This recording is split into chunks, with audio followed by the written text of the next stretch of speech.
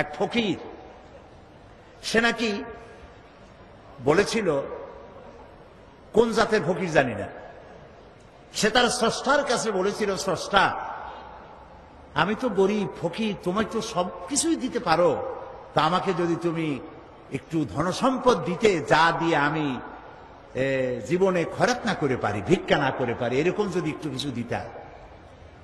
তার দোয়া মঞ্জুর হয়ে গেল। এখন তার জন্য স্রষ্টা ব্যবস্থা একটা করলেন। ওই ফকির রাস্তা দিয়ে বাড়ি আসতেছে, বাড়ির কাছাকাছি এসে চিন্তা করলো, আচ্ছা অন্ধরা রাস্তা হাঁটে কেমনে, কেমনে তারা পথ চেনে, একটু দেখি তো কিভাবে। অন্ধরা চোখ না থাকলে কি কষ্টটা তাদের হয়। চোখ বুঝা বাড়ি যাওয়ার রওনা করছে। প্রতিমধ্যে একটা বস্তার মতো পায়ে ঠেকলো। সে গালি দিল, কোথার বস্তার বেটা, বস্তা, একটা বস্তা ভাড়ায় তুইছে, থর আর জায়গা পাইল না, রাগ করে গালাগালি দিয়ে বাড়ি চলে আসলো। অনেকদিন পর সে দোয়া করলো যে আল্লাহ, হে আমার স্রষ্টা, দোয়া তো কবুল হইল না। স্রষ্টা স্বপ্ন জানাইলো, তোমারে তো আমি দিছিলাম, কিন্তু তুমি তোমার ভাগ্য পাও দিয়া ঠেলে ফেলেছ। সব জায়গায় চোখ খুলে আসছো, যেখানে মণিমুক্তা ভরা বস্তা রাখছিলাম ওই জায়গায় চোখ বুঝাইতে গেছো।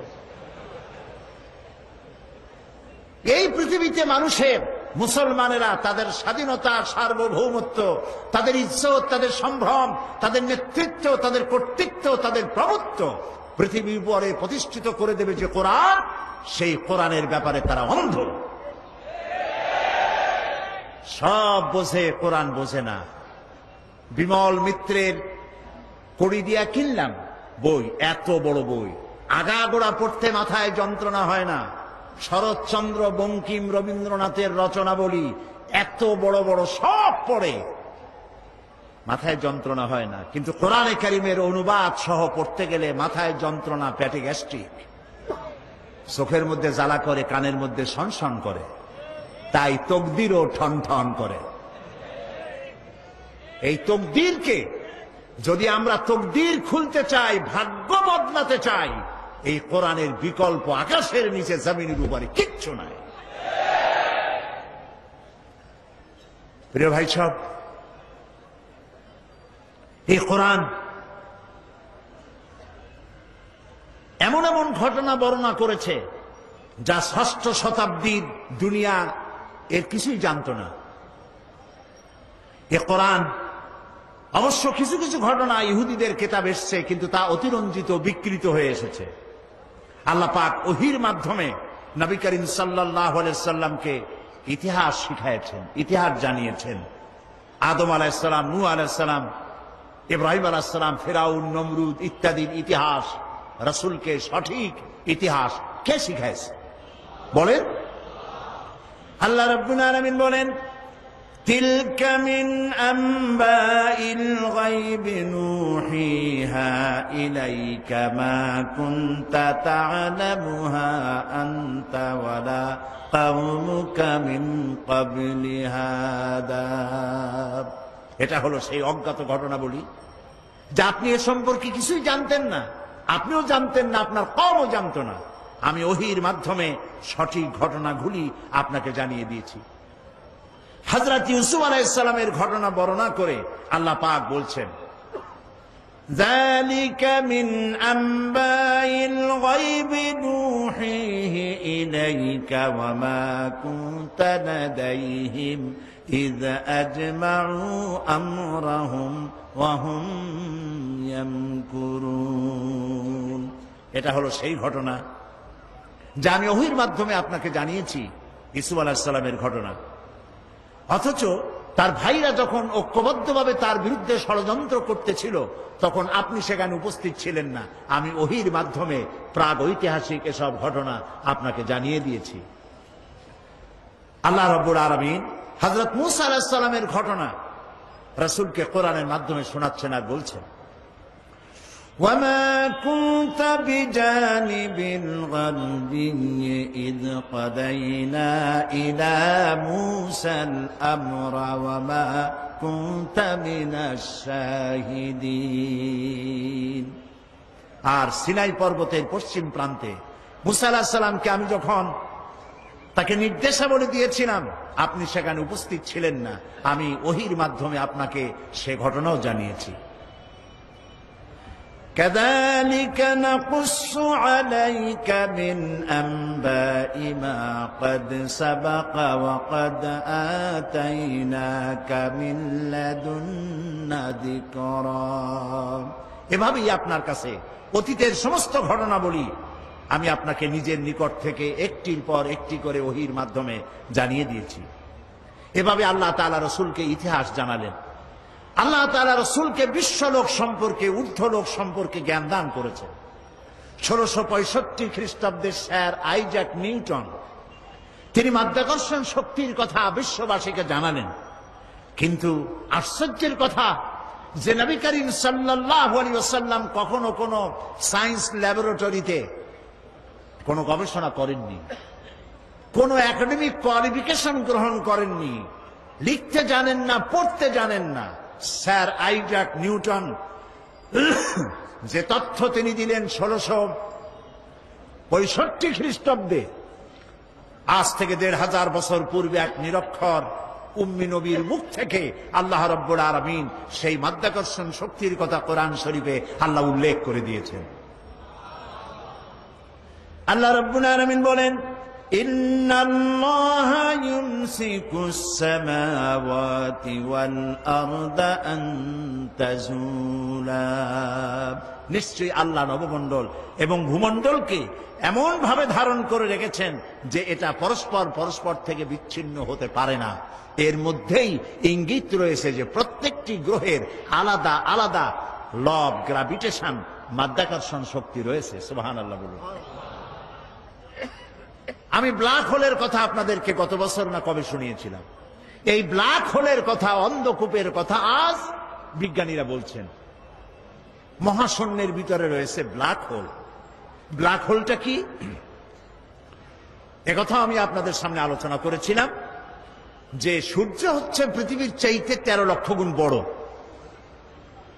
আর গ্যালাক্সির ভিতরে, ছায়াপথের ভেতরে, মিল্কি ওয়ের ভেতরে রয়েছে অসংখ্য তারকা এমন, যার এক একটি তারকা যে সূর্য পৃথিবীর চাইতে 13 লক্ষ গুণ বড়, এরকম 2.5 থেকে 3 কোটি সূর্য খাইয়া হজম করতে পারে এমন হাজার হাজার তারকা আল্লাহ তাআলা মহাশূন্যে রেখে দিয়েছেন। বিজ্ঞানীরা মনে করেছিল এইটাই সব থেকে বড়, মহাশূন্যের থেকে বড় আর কিছু নাই। পরবর্তী সময় বিজ্ঞানীরা দেখলো যে না, ওর থেকেও বড় জিনিস আছে। সেটা কি? সেটা হলো ব্ল্যাক হোল, অন্ধকূপ। সেই অন্ধকূপ হচ্ছে এত বড় কূপ যে তারকাগুলি, ওই তারকা, কোন তারকা কোন তো, যে তারকায় সূর্য খাইতে পারে, এই রকমের অসংখ্য সূর্য খাইয়া হজম করতে পারে যে তারকাগুলি, সেই তারকাগুলি মহাশূন্যে ঘুরতে ঘুরতে যদি ব্ল্যাক হোলের রেঞ্জের ভিতরে এসে যায়, তাহলে ব্ল্যাক হোল এই তারকাগুলিকে চকলেটের মতো চুষে নিমিষের মধ্যে অদৃশ্য করে দেয়। এই কথা বিজ্ঞান বলল কবে? এই মাত্র কদিন আগে। আল্লাহ রাব্বুল আলামিন এই ধারণা আজ থেকে 1500 বছর আগে নবীজির কাছে ব্ল্যাক হোলের ধারণা দিয়ে রেখেছেন। আল্লাহ তাআলা বলছেন, ফালা উকসিমু বিমাওয়াকিন নুজুম, শপথ সেই পতিত স্থানের যেখানে তারকাসমূহ নিপতিত হয়। বিজ্ঞানীরা খুঁজলো তারকাগুলি নিপতিত হয় কোথায়, তারা খুঁজে পেল সেই ব্ল্যাক হোলের ভেতরে তারকাগুলি নিপতিত হয়। এই কথা আজকে আবিষ্কার হলো, কিন্তু কোরআন বলেছে অনেক অনেক অনেক আগে। সুবহানাল্লাহ। প্রিয় ভাই সব, মানুষ এই যে চন্দ্র, সূর্য, সৌরজগৎ সম্পর্কে এর গতিশীল, সবকিছুই যে গতিশীল, কোপারনিকাস, কেপলার, গ্যালিলিও, নিউটন, এসব বিজ্ঞানীদের জানার বহু পূর্বে ইসলাম, কোরআন মানুষকে তা জানিয়ে দিয়েছে। এই পৃথিবীর সবকিছুই গতিশীল, এ সম্পর্কে মানুষের বিভিন্ন ধারণা ছিল। কেউ বলেছে চন্দ্র ঘোরে, কেউ কয় সূর্য ঘোরে, কেউ কয় কিছুই ঘোরে না, কেউ কয় সম্ভবত আমরাও ঘুরি। কিন্তু মূল কথাটা কি, ঘোরে কে, এ বিষয়ে ফাইনাল সিদ্ধান্ত কে দিতে পারবেন বলেন তো সবাই? আল্লাহ রাব্বুল আলামিন দুনিয়াবাসীকে আজ থেকে ১৫০০ বছর আগে সবকিছুই যে গতিশীল সে সম্পর্কে আল্লাহ পাক জানায় দিলেন, লাশ-শামসু ইয়ানবাগি লাহা আন তুদরিকাল কমারা ওয়ালাল লাইলু সাবিকুন নাহার ওয়া কুল্লুন ফি ফালাকি ইয়াসবাহুন। প্রবল জ্ঞানী হইবে যাহারা, আপন মনেতে বুঝিবে তাহারা, রাত্রি পারে না কি যাইবার, দিনের স্থান করি অধিকার।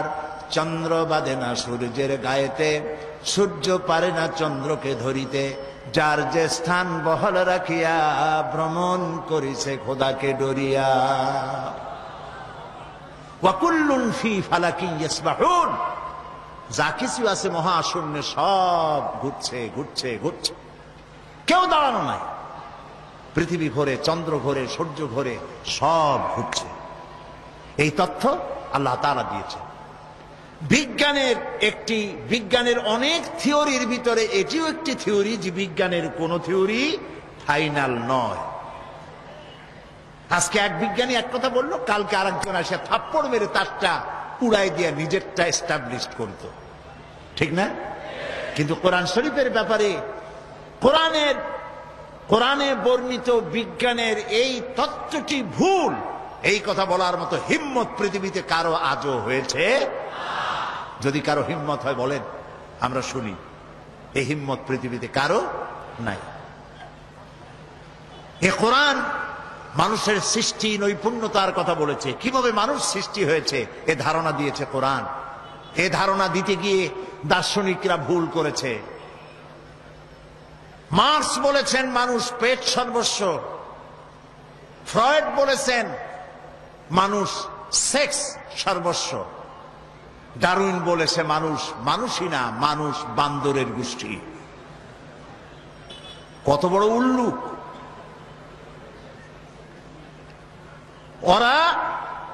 ওদের মাতামহ বান্দর, ওদের পিতামহ ভাল্লুক, এগুলি বলে তারা তৃপ্তি পেতে পারে, কিন্তু মুসলমানদের এতে কোনো তৃপ্তি নাই। মুসলমানের তৃপ্তি কোথায় এবং মানুষের উৎপত্তি কোথায়, অরিজিন কোথায়, তা বলতে পারবেন কে? ডারউইনের 14 গোষ্ঠীও বলতে পারবে না। কে পারবে? কেবলমাত্র সে আল্লাহ রাব্বুল আলামিন কোরআনের মধ্যে ধারণা দিয়ে দিয়েছেন তোমাদের উৎপত্তি কোত্থেকে, তোমাদের দাদা নানা বান্দর না। কেউ যদি বলে আমার নানা বান্দর, আমার দাদা উল্লুক, এই সব কথা বলার মধ্যে কোনো কৃতিত্ব আছে? কোনো মজা আছে? কোনো মর্যাদা আছে? আল্লাহ তাআলা শিখিয়ে দিয়েছে আমরা আদম থেকে, আমরা বান্দর থেকে না, আমরা আদম থেকে, আর আদম মাটি থেকে। সুবহানাল্লাহ, বলেন সুবহানাল্লাহ।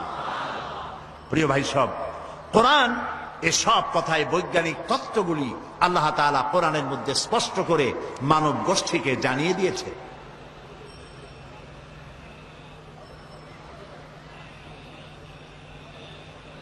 বিজ্ঞান বলছে যে একদিন, দেখুন বিজ্ঞান আর কোরআনের মধ্যে আমি প্রায় বলে থাকি কথা, যে বিজ্ঞান এবং কোরআন পারস্পরিকভাবে সাংঘর্ষিক বা কন্ট্রাডিক্টেড নয়। যেখানে কন্ট্রাডিকশন সৃষ্টি হয় সেখানে প্রাধান্য দিতে হবে কাকে? কোরআনকে। তবে একথা আমি স্বীকার করি, বিজ্ঞানের আবিষ্কার যত বাড়বে কোরআন বোঝা মানুষের জন্য তত সহজ হবে। এখন বিজ্ঞান বলছে যে চন্দ্র সূর্য একদিন এর উত্তাপ হারিয়ে ফেলবে এবং চাঁদে কোনো আলো থাকবে না, সূর্যে কোনো আলো থাকবে না, এমন এক সময় আসবে। কে বলল? বিজ্ঞান বলল। বিজ্ঞানের আজকের এই বক্তব্য ১৫০০ বছর আগে আল্লাহ রাব্বুল আলামিন কোরআনে কারীমের মাধ্যমে নবীজিকে জানায় দিয়েছেন, ইয়াসআলু আইয়ানা ইয়াউমুল কিয়ামা ফাইযা বারিকাল বাসার ওয়া খাসাফাল কামার ওয়া জুমিআশ শামসু ওয়াল কামার। আল্লাহ তাআলা বলেন, এরা রাসূলকে জিজ্ঞেস করে যে কিয়ামত কবে হবে। আল্লাহ তাআলা বলেন, নবীজি আপনি বলে দেন, যেদিন মানুষ তার দৃষ্টি শক্তি ঝলসে যাবে, আর চাঁদে কোনো আলো থাকবে না, সূর্যেরও একই অবস্থা হয়ে যাবে। চাঁদ এবং সূর্যের আলো থাকবে না, এই কথা আজকে বলতেছে বিজ্ঞানীরা, কিন্তু আল্লাহ তাআলা ১৫০০ বছর আগে কোরআনে কথা বলে রেখেছেন। ইযা শামসু কুবিরাত ওয়া ইযান নুজুমুন কাদারাত ওয়া ইযাল জিবালু সুজ্জিরাত। যেদিন সূর্যে কোনো আলো থাকবে না, নক্ষত্রগুলো স্থানচ্যুত হয়ে যাবে, আর পাহাড়গুলো সরে যাবে। কিয়ামতের কথা জিজ্ঞাসা করা হলে পরে আল্লাহ রাব্বুল আলামিন এ জবাব দিয়া দিলেন, সূর্যেও আলো থাকবে না, চাঁদেও আলো থাকবে না, সব কিছু শেষ হয়ে যাবে। এবং বিজ্ঞানীদের মতে প্রকৃতি, সমস্ত প্রক্রিয়া একদিন বন্ধ হয়ে যাবে। এই প্রকৃতি, এই সূর্য চন্দ্রের চলাচল, এই সমুদ্র মহাসমুদ্রের জোয়ার ভাটা, এই পৃথিবীর চলমান সভ্যতা, এর সব কিছু একদিন শেষ হয়ে যাবে, বিজ্ঞানীরা বলছে। কিন্তু এই সব বক্তব্য আজ তারা বলছে, বা কিছুদিন আগে বলছে। এবার আল্লাহ কি বলছেন দেখুন, কোরআনে কারীমের মাধ্যমে আল্লাহ তাআলা বিশ্ববাসীকে ১৫০০ বছর পূর্বে জানায় দিয়েছেন, কুল্লু মান আলাইহা ফানি ওয়া ইয়াবকা ওয়াজহু রাব্বিকা যুল জালালি ওয়াল ইকরাম। বিশ্ব যা কিছু আছে সব ধ্বংস হয়ে যাবে, একমাত্র অবশিষ্ট থাকবেন তিনি, যিনি এই সব কিছুকে সৃষ্টি করেছেন। তার অস্তিত্ব ছাড়া আর সব শেষ হয়ে যাবে। সুতরাং বিজ্ঞান যা কিছু আমাদেরকে বলেছে তার বহুলাংশে আল্লাহ তাআলা কোরআনে কারীমের মধ্যে এই তত্ত্বগুলি আমাদেরকে জানিয়ে দিয়েছেন। আজ যে উদ্ভিদের কথা বলা হচ্ছে, উদ্ভিদ সম্পর্কে গবেষণা চালিয়ে বিজ্ঞানীরা বলছেন, এই সিদ্ধান্তে তারা উপনীত হয়েছেন যে প্রকৃতির মধ্যে উদ্ভিদ হচ্ছে মানুষের সব থেকে বড় বন্ধু। আল্লাহ তাআলা এই কথা কোরআনে কারীমের মধ্যে বলে রেখেছেন উদ্ভিদ সম্পর্কে। ওয়াল আরদা বাদা যালিকা দাহাহা আখরাজা মিনহা মাআহা ওয়া মারআহা। আল্লাহ তাআলা অতঃপর তিনি জমিনকে বিস্তার করে দিয়েছেন এবং এর দ্বারা তিনি উদ্ভিদ উদ্গত করে দিয়েছেন। গাছের চারা হলো এই যে গাছগুলি, গাছ আমাদের বন্ধু। গাছ আমাদের কি বলেন সবাই? গাছ আমাদের বন্ধু। আমাদের বন্ধু, সেই জন্য এদের প্রাণ সংহার করি আমরা চোখ বুঝিয়া। গাছ আমাদের বন্ধু। সারাদিন সারা রাত অহরহ পৃথিবীর মানুষ এবং প্রাণী জগৎ বাতাস থেকে বিশুদ্ধ অক্সিজেন গ্রহণ করে, আর নাক থেকে সবগুলিকে কার্বন ডাই অক্সাইড করে বের করে দেয়। পরিবেশ নষ্ট হয়ে যায়, বিষাক্ত হয়ে যায়। এই বিষাক্ত পরিবেশকে পরিশুদ্ধ করার জন্য পৃথিবীর মানুষের কোনো ফ্যাক্টরি নাই, কলকারখানা নাই। আল্লাহ তাআলা গাছ বানিয়েছেন। এই গাছ গুল্মলতা, তৃণলতার রং হলো সবুজ, আর এই সবুজের কাজ হচ্ছে, এই সবুজের খাদ্য হলো আমাদের জন্য যেটা বিষ, সবুজের জন্য সেটা খাদ্য।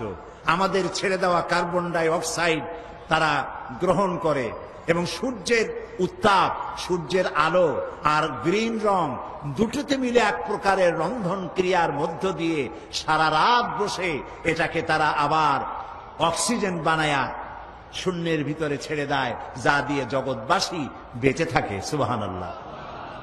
এই জন্য আপনি প্রয়োজনে তো গাছের পাতা ছিঁড়বেন, কিন্তু বিনা প্রয়োজনে আপনি প্রয়োজনে গাছ কাটবেন, বিনা প্রয়োজনের গাছের পাতাও ছিঁড়বেন না, কারণ গাছের পাতাগুলি আল্লাহর জিকির করে।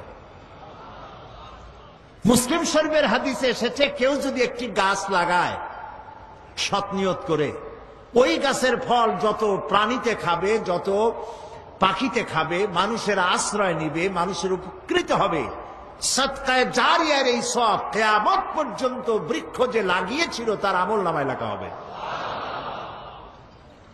সুতরাং গাছ কাটবেন বেশি না লাগাবেন বেশি? বলেন কি করবেন? বেশি বেশি করে লাগাবেন, বেশি করে লাগাবেন। নবী করিম সাল্লাল্লাহু আলাইহি ওয়াসাল্লাম যখন যুদ্ধে যেতেন তখন কয়েকটি কথা সাহাবায়ে কেরামদেরকে শুনিয়ে দিতেন। এক নম্বরে বলতেন,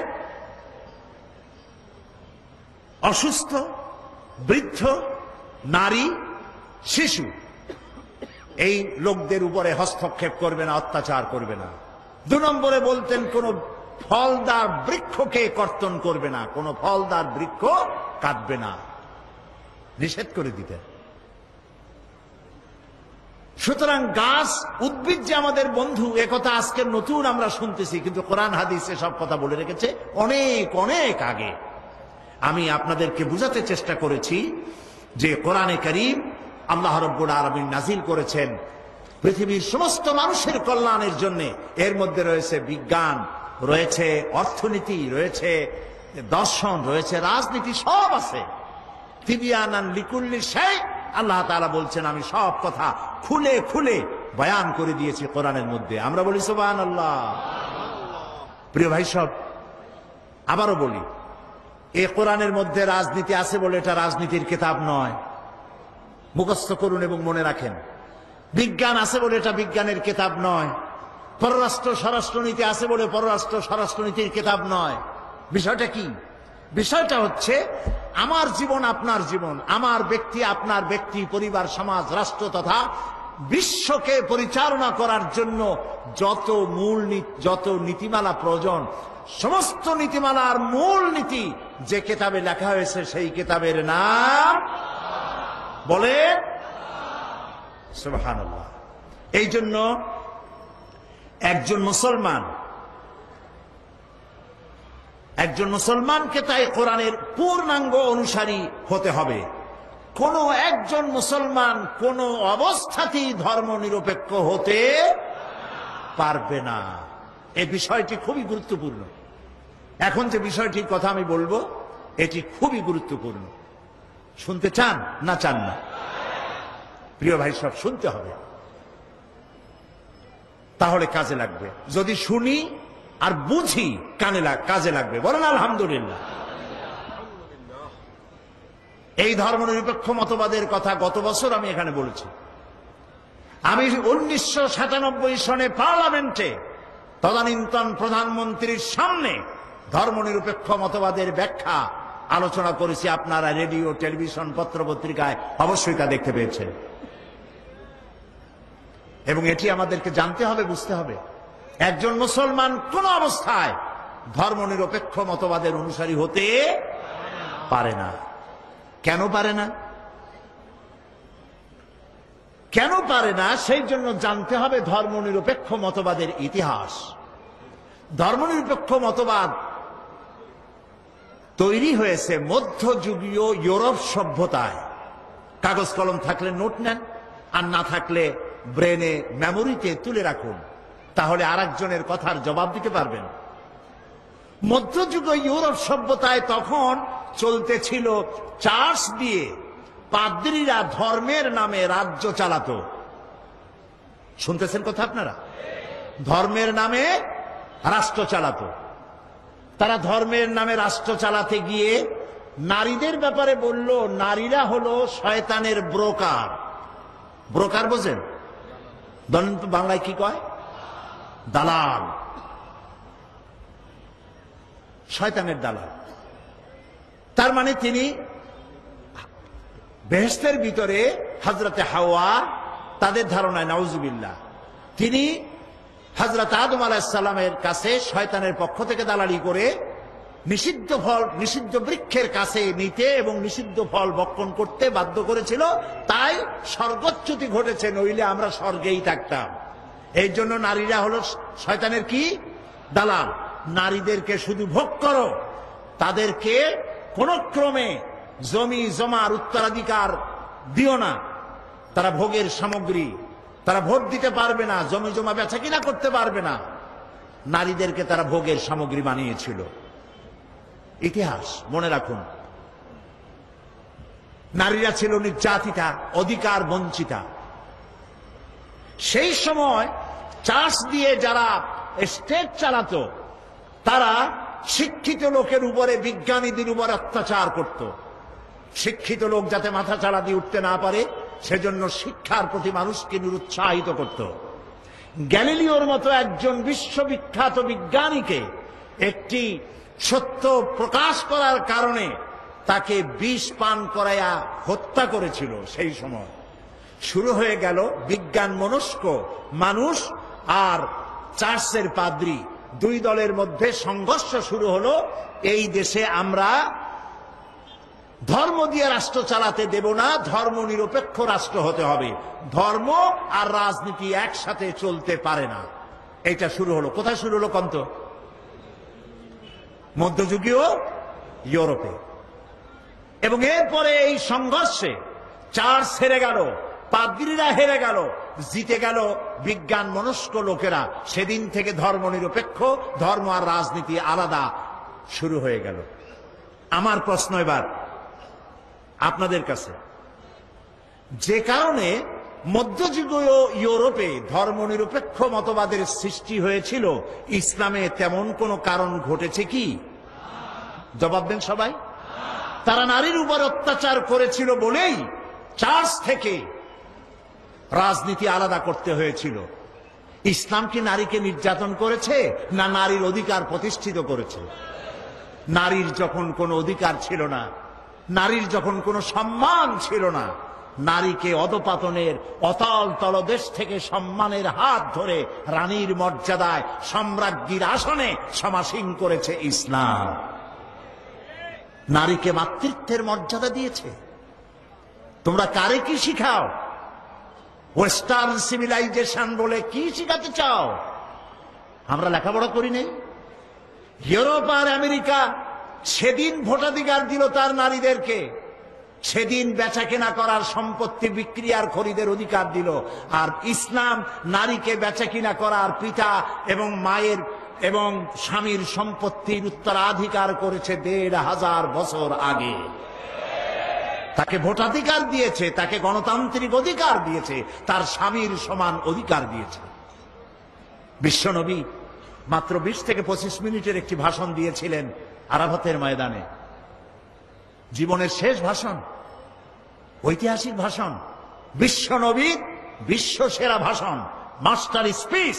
কিয়ামত পর্যন্ত এই ধরনের ভাষণ পৃথিবীর কোন নেতা দিতে পারে নাই, পারবেও না। সেই ভাষণে তিনি সব থেকে গুরুত্বপূর্ণ পয়েন্টগুলি তুলে ধরেছিলেন। ভুলে যান নাই তিনি তখন বিশ্বনবী হিসাবে নারী জাতির কথা। তিনি বলেছিলেন, তোমরা কলেমাকে সাক্ষী রেখে পরের একটি মেয়েকে নিজের জন্য হালাল করেছ। নারীদের উপরে কোনো অত্যাচার করবে না। তুমি যা খাবে তাদেরকে তাই খাওয়াবে, তোমরা যা পড়বে তাদেরকে তাই পড়াবে। নারী আর পুরুষ স্বামী স্ত্রী সমান অধিকার। এ বক্তব্য ইসলাম দিয়েছে, পাশ্চাত্য দিতে পারেনি। কাজে যে কারণে মধ্যযুগীয় ইউরোপে ধর্মনিরপেক্ষতার প্রয়োজন ছিল, মুসলিম জনগোষ্ঠীর জন্য সে কারণে ধর্মনিরপেক্ষতার কোনো প্রয়োজন নাই। তারা শিক্ষিত ব্যক্তি, বিজ্ঞান মনস্ক ব্যক্তিদের উপর অত্যাচার করেছে চার্চের পক্ষ থেকে ধর্মের নামের এক শ্রেণীর রাজনীতিবিদরা। গ্যালিলিওকে হত্যা করেছে। জ্ঞান বিজ্ঞানে যারা শিখতে চেয়েছে তাদেরকে মারধর করেছে, নিরুৎসাহিত করেছে। যে কারণে সেখানে ধর্মনিরপেক্ষ মতবাদের বিজয় হয়েছে। ইসলামে এমন কোন কারণ ঘটেছে? এই কোরআন, এই কোরআনের প্রথম আয়াত কি? প্রথম নাজিল হলো যে আয়াত, সেটা তো নামাজ নয়, রোজা নয়, হজ নয়, যাকাত নয়। প্রথম যে আয়াত নাজিল হলো সে আয়াত ছিল ইকরা, পড়ো পড়ো, রিড অ্যান্ড রিড। সুবহানাল্লাহ কইতে ইচ্ছে করে না? যে ইসলামের নবী বলেছেন উতলুবুল ইলমা ওয়ালাউ কানা বিসসিন, জ্ঞান অর্জনের জন্য যদি চীনের মতো দূরতম দেশে যেতে হয় তাও যাও, জ্ঞান অর্জন করো।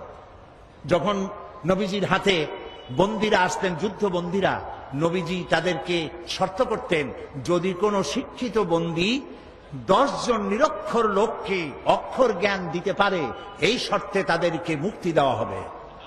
জেনারেল লিটারেসি, গণসাক্ষরতা অভিযান তোমরা শুরু করনি, শুরু করেছেন বিশ্বনবী মুহাম্মদ রাসূলুল্লাহ সাল্লাল্লাহু আলাইহি ওয়াসাল্লাম।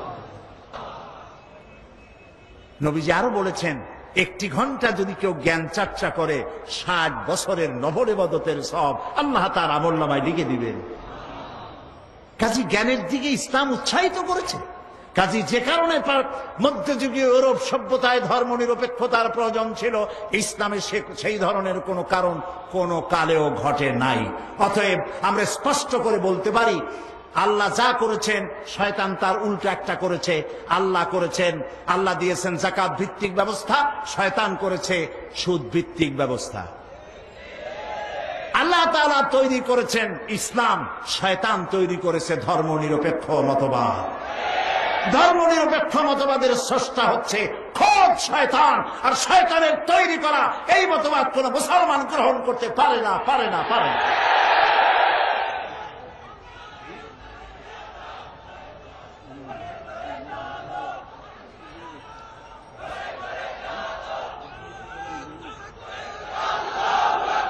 প্রিয় ভাই সব,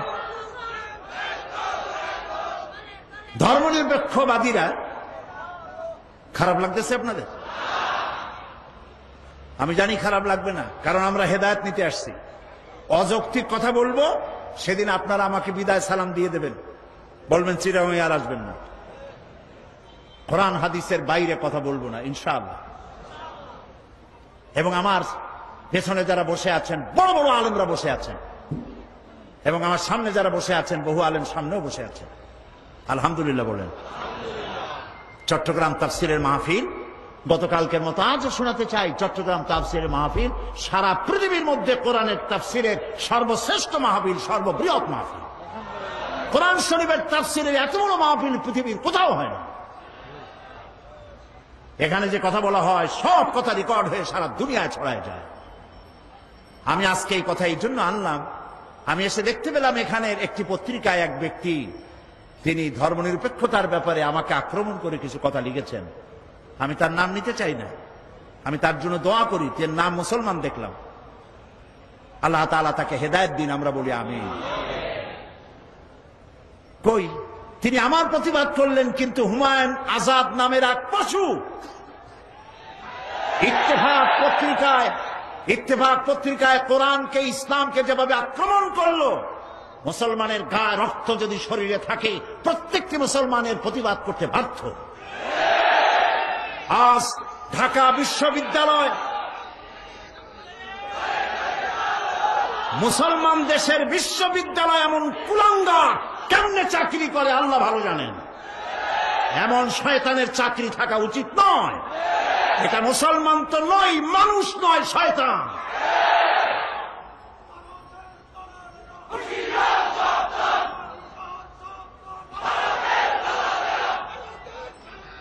প্রিয় ভাই সব, তবে আশ্চর্য লাগে, থামুন, আশ্চর্য লাগে যে ধর্মনিরপেক্ষ মতবাদের লোকেরা আমার বক্তব্যের প্রতিবাদ যদি কোনো আলেম করতেন, আলেম হিসেবে পরিচিত, খালি লম্বা জামা গায়ে থাকলে হবে না, বাংলাদেশের লোকেরা আলেম হিসেবে চেনে, এরকম কোন আলেম যদি আমার প্রতিবাদ করেন, আমি যৌক্তিক প্রতিবাদ মানতে 1000 বার বাধ্য। আমার ভুল আমাকে ধরিয়ে দিলে আমি সে ভুল সংশোধন করব না, এমন ভুল আমি জীবনেও করব না। বরং আমার কাছে আমার বন্ধু তো সেই ব্যক্তি যে ব্যক্তি আমার ভুল আমাকে শুধরে দেয়, আমি তার জন্য দোয়া করি। আমি মানুষ, আমার ভুল তো হতেই পারে, কিন্তু আমি আদর্শগত কথা, কোরআন হাদিসের কথা যা বলি, আমি হিসাব করে বলি, পড়াশোনা করেই বলি। প্রিয় ভাই সব, ধর্মনিরপেক্ষবাদীরা মানুষকে বোকা বানায় ধোঁকা দিয়ে। তারা বলতে চায় ধর্মনিরপেক্ষতার অর্থ ধর্মহীনতা নয়। আমি ধর্মনিরপেক্ষতার ইংরেজি কি বলুন তো? সেকুলারিজম। এখন চলুন, ইংরেজি ভাষায় বিশ্ববিখ্যাত ডিকশনারির নাম হলো random house dictionary of English language. এটা হলো পৃথিবীর সর্বশ্রেষ্ঠ ইংলিশ ডিকশনারি। আমরা দেখি সেকুলারিজমের অর্থ তারা কি করেছে। এই বইতে সেকুলারিজমের তারা 3টি সংজ্ঞা দিয়েছে। Number 1, not regarded as religious or spiritually sacred। এর অর্থ হলো যা ধর্মীয় বা আধ্যাত্মিক ভাবে পবিত্র বলে বিবেচিত নয়, এটা হলো সেকুলারিজমের অর্থ। Number 2, not pertaining to or connected with any religion। এর অর্থ হচ্ছে যা কোনো ধর্মের সাথে সম্পর্কিত নয়। সেকুলারিজমের 3য় সংজ্ঞা number 3, not belonging to a religious order। যা কোনো ধর্ম বিশ্বাসের সাথে সম্পর্কিত নয় তাকেই সেকুলারিজম বলা হয়। এছাড়া এনসাইক্লোপিডিয়া ব্রিটানিকা এবং অক্সফোর্ড ডিকশনারিতে লেখা হয়েছে ধর্মনিরপেক্ষতার অর্থই হলো ধর্ম বিরোধিতা এবং ধর্মহীনতা। ধর্মনিরপেক্ষবাদীরা বলে যে কোরআন শরীফে ধর্মনিরপেক্ষতার দলিল আছে। কোথায় আছে? তাদের নেতা নেত্রীরা যখন এসব কথা বলে, অনুসারীরা চিন্তা করে, মাশাআল্লাহ, আমাদের নেত্রী তো কোরআন হাদিসও পড়ে। সাংঘাতিক, চোখ ছানা বড় হয়ে যায়। তারা বলে লা ইকরাহা ফিদ্দীন, মৌলবীরা জানে না, খালি ধর্মনিরপেক্ষতার বিরুদ্ধে কথা কয়, অথচ কোরআন বলছে লা ইকরাহা ফিদ্দীন। মানুষের ধর্মের মধ্যে বাড়াবাড়ি নেই, ধর্মের মধ্যে বাড়াবাড়ি নাই, অর্থ এটাই, লা ইকরাহা ফিদ্দীন। কিন্তু আয়াত নাজিল হয়েছে কখন, কি উদ্দেশ্যে? এর অর্থ হচ্ছে এই যে জবরদস্তি করে কোন অমুসলিমকে মুসলমান বানানো যাবে না। এমনকি সূরা আনফালে বলা হয়েছে যুদ্ধ চলাকালীন সময় যদি কোনো অমুসলিম ইসলামকে জানার জন্য মুসলমানদের তাঁবুতে আসে, তাহলে তাকে তুমি ইসলাম বুঝাও। যদি সে ইসলাম বোঝে তো ভালো কথা, ইসলাম কবুল করুক। আর যদি না বোঝে, কোন আঘাত করবে না, নিরাপদে তার ডেরায় পৌঁছে দাও, তারপরে যুদ্ধের আগে নয়। এ কথা তো বলা হয় নাই যে তোমার কাছে ইসলাম জানতে আসলো, অথবা যারাই তোমার কাছে আসলো ঘেঁটি পাড়ায় ধরিয়ে মুসলমান বানায় দাও। আছে এরকম কথা? লা ইকরাহা ফিদ্দীন, ধর্মের মধ্যে কোনো বাড়াবাড়ি নাই। এইটারে তারা বলে নিয়েছে যে ধর্মের মধ্যে বাড়াবাড়ি নাই মানে হলো যার যার ধর্ম তার কাছে, নামাজ রোজা করা, আমার ইচ্ছা করলে করলাম, না করলে না করলাম, শ্বশুর বাড়ি না মামু বাড়ির আবদার। আরেকটি তারা দলিল বলেন, সেটা হচ্ছে কন্ত, সেটা কি? ও মাশাআল্লাহ, আপনাদের তো তাও মুখস্থ। ওদের সব থেকে মজবুত দলিল লাকুম দীনুকুম ওয়ালিয়া দিন। এটা হলো ধর্মনিরপেক্ষতার আয়াত। নাউযু বিল্লাহ। আল্লাহর কালাম বোঝেন না, এটা স্বীকার করেন। আল্লাহর কালাম পড়েন না, এটা স্বীকার করেন।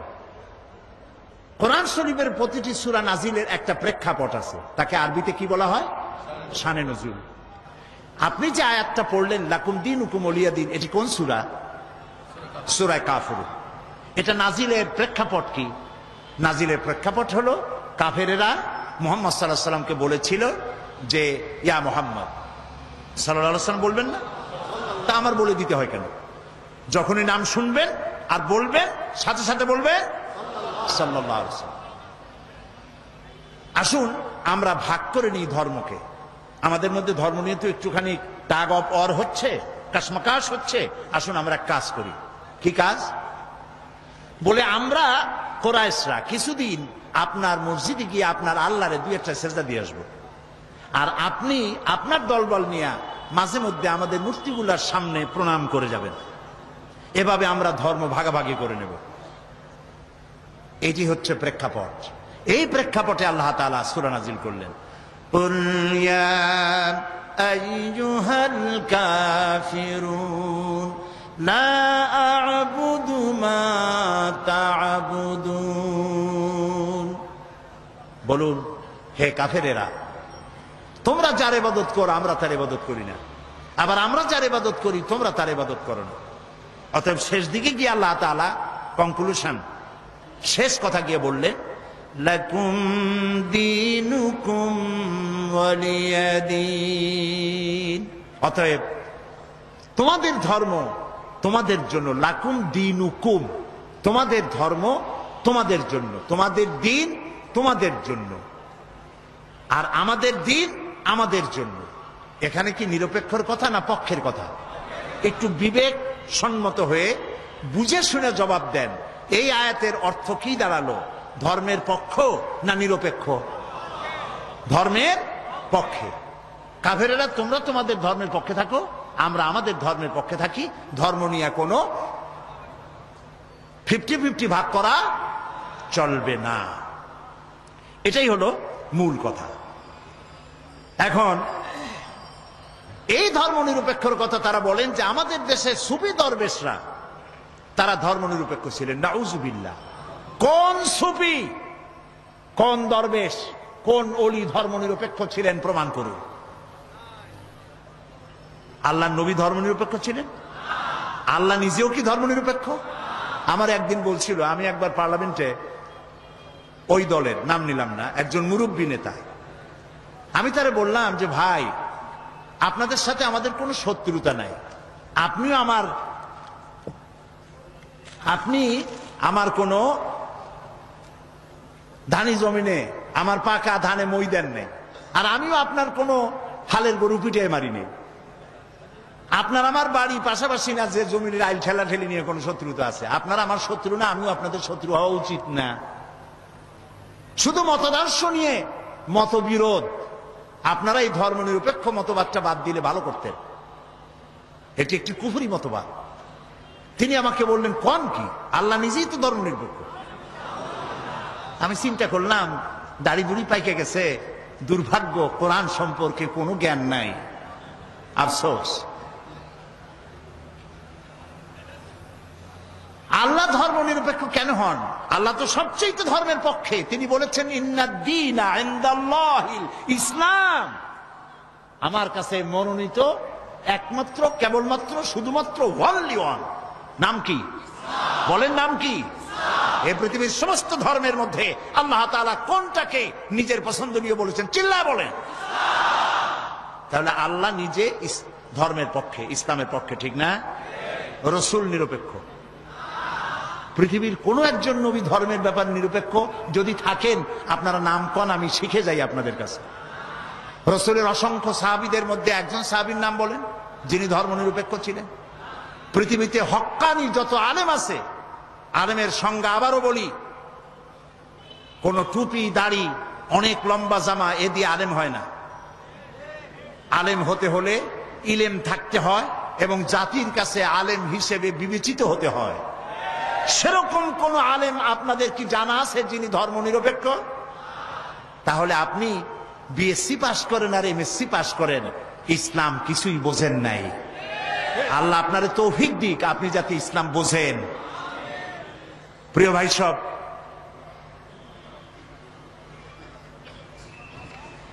ধর্মনিরপেক্ষবাদী, ধর্মনিরপেক্ষ জিনিসটা কি? জিনিসটা হচ্ছে তারা ব্যক্তি জীবনে কোরআন হাদিস মানতে চায়। একটু লক্ষ্য করুন, এটা আমি শেষ করে আনতেছি। ব্যক্তি জীবনে হজ করবে, ব্যক্তি জীবনে নামাজ পড়বে, রোজা করবে, আল্লাহর কথা মানবে। কিন্তু আল্লাহ দোকানে যে আইন করেছেন, ওজনে কম দেওয়া যাবে না, খাদ্যে ভেজাল দেওয়া যাবে না, এটা মানবে না। আল্লাহ যে রাজনীতি করার ব্যাপারে কোরআন এবং হাদিসের আইন মানতে বলেছে, এটা তারা মানবে না। পার্লামেন্টে আল্লাহর আইন মানবে না, নির্বাচনে আল্লাহর আইন মানবে না, ক্যান্টনমেন্টে আল্লাহর আইন মানবে না, অফিস আদালতে আল্লাহর আইন মানবে না। তাই তারা সুযোগ পাইলে ফতোয়া বন্ধ করে দেয়। বোঝেন না কথা? কথা বুঝে আসছে? তাহলে আর কিছু বলা লাগবে? এইটার নাম হলো ধর্মনিরপেক্ষ মতবাদ। জীবনের আপনি, আচ্ছা, আর একটা কথা চিন্তা করেন, আল্লাহর দরকার নাই বিশ্ববিদ্যালয়, কলেজে, ইউনিভার্সিটিতে আল্লাহর দরকার নাই, পার্লামেন্টে আল্লাহর দরকার নাই, সেক্রেটারিয়েটে আল্লাহর দরকার নাই, শিল্প কলকারখানায় আল্লাহর দরকার নাই, বঙ্গভবনে আল্লাহর দরকার নাই, কলকারখানায়, খেতে খামারে আল্লাহর দরকার নাই, ব্যবসা বাণিজ্যে আল্লাহর দরকার নাই, নির্বাচনে আল্লাহর দরকার নাই। অতএব এই আল্লাহকে দিয়ে আমরা করবোটা কি? ওদের চিন্তা হচ্ছে, হে আল্লাহ, হে রসুল, তোমরা দুজনা মসজিদ, মাদ্রাসায়, খানকায় থাকো, আর আমাদের জীবনের বিস্তীর্ণ অঙ্গনে চিরস্থায়ী 144 তোমাদের জন্য, এর মধ্যে ঢুকতে পারবে না। নাউযুবিল্লাহ, নাউযুবিল্লাহ। এবার আল্লাহ কি বলছেন, এই ধরনের চিন্তা যাদের যে নামাজ রোজা আল্লাহর কথা মতো ধর্ম আর রাজনীতি আলাদা, এই চিন্তা যারা করে তাদের সম্পর্কে আল্লাহ কি বলেন দেখুন। আফাতুমিনুনা বিবাদিল কিতাবি ওয়া তাকফুরুনা বিবাদ فما جزاء من يفعل منكم إلا خزي في الحياة الدنيا ويوم القيامة يردون إلى أشد العذاب আফাতুমিনুনা বিবাদিল কিতাব ওয়া তাকফুরুনা বিবাদ, তোমরা কোরআনের কিছু কথাকে স্বীকার করবে আর কিছুকে করবে অস্বীকার। যদি এটা হয় তাহলে দুনিয়ার জীবন হবে লাঞ্ছনার জীবন তোমাদের, আর কিয়ামতের দিন চূড়ান্ত কঠিন শাস্তি তোমাদের জন্য অপেক্ষা করছে। আল্লাহ তাআলা বলছেন, ইয়া আইয়ুহাল্লাযীনা আমানু আতিউল্লাহ ওয়া আতিউর রাসূল, হে বিশ্বাসীরা তোমরা যারা ঈমান এনেছো শোনো, আল্লাহ এবং রাসূলের আনুগত্য করো। কে বলতেছেন কন্ত? কি করতে বলতেছেন? আল্লাহ এবং রাসূলের কোন ক্ষেত্রে? জবাব দেন, কোন ক্ষেত্রে আনুগত্য করতে বলছে? যদি সকল ক্ষেত্রেই হয় তাহলে ধর্মনিরপেক্ষ মতবাদীরা কি জবাব দিবে? প্রিয় ভাই সব, সুতরাং মুসলমান হয়ে যে ব্যক্তি ধর্মনিরপেক্ষ মতবাদের অনুসারী হয় সে তার নিজের সাথে, নিজের ঈমানের সাথে প্রতারণা করে। এ ব্যক্তি মুসলমান হতে পারে না, অবশ্যই মুনাফিক। আল্লাহ তাআলা এই মুনাফিকি থেকে ধর্মনিরপেক্ষ মতবাদী লোকদেরকে ইসলামের দিকে পূর্ণাঙ্গভাবে শামিল হওয়ার তৌফিক দান করুন, আমরা বলি আমিন। এই জন্য খাঁটি মুসলমান হওয়ার জন্য এখন আমি সামান্য একটু ফর্মুলা দিয়েই মোনাজাত করে দেব। সেজন্য দাঁড়ানো ভাইয়েরা বসেন। এবার যারা দাঁড়ানো, আমি তো প্রায় আজকে 2 ঘন্টার মতো কথা বলেছি, আলহামদুলিল্লাহ। তো এত লম্বা কথা বলার মধ্যে একবারও কিন্তু বলি নাই বসেন। এইবার আদর করে, যত্ন করে, সম্মান জানিয়ে বলছি, মেহেরবানি করে বসুন। আর আমি জানি চিটাগাঙ্গের মানুষেরা দারুণ ভদ্র, এক কথা 2 বার বলা লাগে না। আলহামদুলিল্লাহ। একটু জিকির করেন, লা ইলাহা ইল্লাল্লাহ, লা ইলাহা।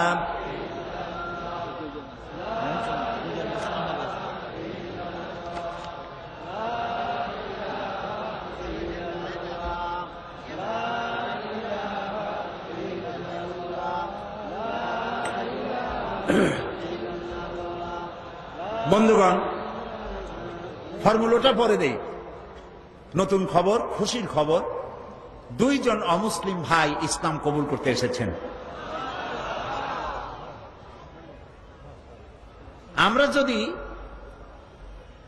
ইসলামের কথাকে সার্বজনীন করে বলতে না পারতাম তাহলে কি অমুসলিম ভাইরা এসে এখানে মুসলমান হইতেন? যারা আমাদের বিরুদ্ধে কথা বলেন একটু চিন্তা ভাবনা করে বলবেন। এ পর্যন্ত এই পৃথিবীতে মুসলমানেরা যে দেশে সংখ্যা গরিষ্ঠ সেখানকার ধর্মীয় সংখ্যালঘুরা থাকে সব থেকে বেশি নিরাপদ। যেহেতু আমরা এই দেশে সংখ্যাগরিষ্ঠ মুসলমান, তাই অমুসলিমরা এখানে সব থেকে বেশি নিরাপদ, আলহামদুলিল্লাহ বলে। এই মঞ্চে শত শত, বিগত 24 বছরে শত শত হিন্দু, খ্রিস্টান, বৌদ্ধ কালেমা পড়ে মুসলমান হয়েছেন। জোরে বলেন আলহামদুলিল্লাহ। আজকে 2 ভাই এসেছেন, একজনের নাম কাজল দাস, পিতা বাবুল দাস, মাতার নাম ভাতিজা দাস। ধর্ম হিন্দু, জাতীয়তা বাংলাদেশী, গ্রাম ডোলাপাড়া, থানা টেকনাফ, কক্সবাজার। বর্তমান নাম পছন্দ করেছে মোহাম্মদ রফিকুল ইসলাম। আরেক ভাই নাম দীপু মল্লিক, পিতা দোলন মল্লিক, মাতার নাম রিপা মল্লিক, ধর্ম হিন্দু, জাতীয়তা বাংলাদেশী, চন্দ্রঘোনা, লিচুবাগান, রাঙ্গুনিয়া, চট্টগ্রাম। বর্তমান নাম পছন্দ করেছে মোহাম্মদ আলী। দাঁড়াও, এফিডেভিট হয়ে গেছে তাহের সাহেব? কাছে এরা আলহামদুলিল্লাহ তারা এফিডেভিট করিয়ে এসছে, আলহামদুলিল্লাহ বলে সরকারি নিয়ম অনুযায়ী এফিডেভিট করে এসেছেন। বলো লা ইলাহা ইল্লাল্লাহু মুহাম্মাদুর রাসূল।